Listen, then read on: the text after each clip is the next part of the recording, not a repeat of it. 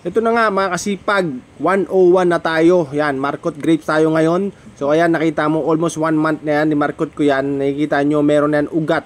Yung dalawang puti, kung mapapansin nyo, ugat niya na yun. So kailangan natin ilipat ito sa bucket o timba na may lupa. Yan, almost 5 years na yan. So magkakating tayo yan para malipat sa Marcot. So ito na nga, inuumpisahan ko ng tanggalin at putulin. So ito, pinutol ko na nga. Ayan, pansin nyo, meron siyang ugat.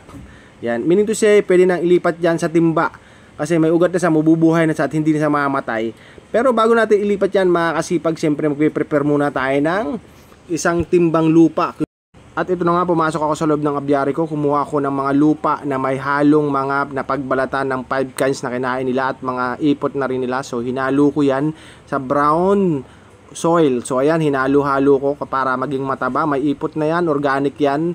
At pagkatapos, ayan na, nailagay ko na nga sa timba at itinanim ko na yung Marcot natin na grapes na may ugat.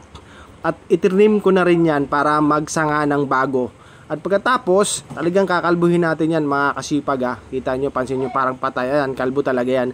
At yung pinagtriman ng mga dahon, ipinatong ko na yan sa ibabaw ng timba para pagdagdag pataba. O, diba? So after 1 week, subaybayan natin mga kasipag. Yun lang. At sana may natutunan kayo. Thank you.